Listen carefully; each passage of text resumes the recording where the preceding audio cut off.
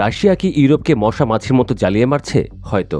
এবার বন্ধ হলো ডেনমার্কের আলবর্গ বিমানবন্দর। ঘুরিয়ে দেওয়া হয় বেশ কয়েকটি ফ্লাইটে যাত্রাপথ। তথ্যটি নিশ্চিত করেছে ফ্লাইট রাডার 24 এবং স্থানীয় পুলিশ কর্তৃপক্ষ।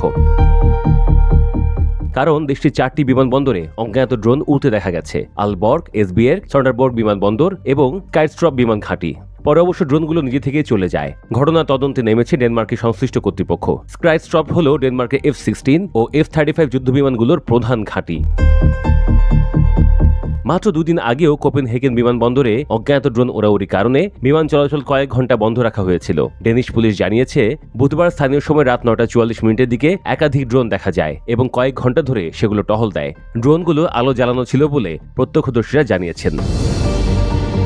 ইউরোকন্ট্রোল জানিয়েছে, বৃহস্পতিবার ভোর 4টা পর্যন্ত আলবর্গ বিমানবন্দরে সব ধরনের আগমন ও প্রস্থান বন্ধ রাখার কথা। পরে পুলিশ অবশ্য জানায়, আলবর্গ আকাশসীমা খুলে দেওয়া হয়েছে। পুলিশ বলছে, এখনও নিশ্চিত হওয়া যায়নি ড্রোনগুলোর ধরন বা এগুলো কোপেনহেগেনে দেখা যাওয়া ড্রোনগুলোর মতো কিনা। তবে প্রাথমিক তদন্তে এটিকে দেশটির গুরুত্বপূর্ণ অবকাঠামোর উপর বড় ধরনের হুমকি হিসেবে দেখা হচ্ছে।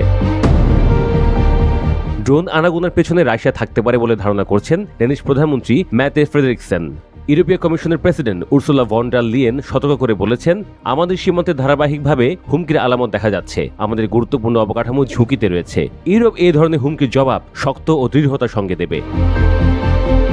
ক্রেমলিনের মুখপাত্র দিমিত্রি পেসকভ অবশ্য এসব অভিযোগকে ভিত্তিহীন বলেছেন। তার দাবি, রাশিয়ার আকাশসীমা সবসময় আন্তর্জাতিক নিয়ম মেনে পরিচালিত হয়, তাই কোনোভাবে আকাশসীমা লঙ্ঘন করে না।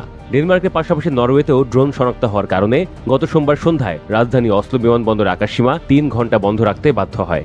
এর আগে এ মাসের শুরুতে পোল্যান্ডে রাশিয়ার ড্রোন অনুপ্রবেশের পর ওয়ার্সো সহ 4টি বিমানবন্দর বন্ধ রাখতে হয়েছিল।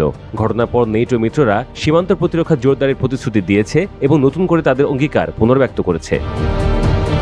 আকাশসীমা লঙ্ঘন নিয়ে গত মঙ্গলবার নেটোর মহাসচিব মার্ক রুটে মস্কোর প্রতি সাবধানবাণী উচ্চারণ করেন। তিনি বলেন যে, মস্কোর এমন বিপজ্জনক পদক্ষেপ নেটো আর দেখতে চায় না এবং ভবিষ্যতে এমন কিছু ঘটলে নেটো তার মিত্রদের রক্ষা করতে প্রয়োজনীয় পদক্ষেপ নেবে।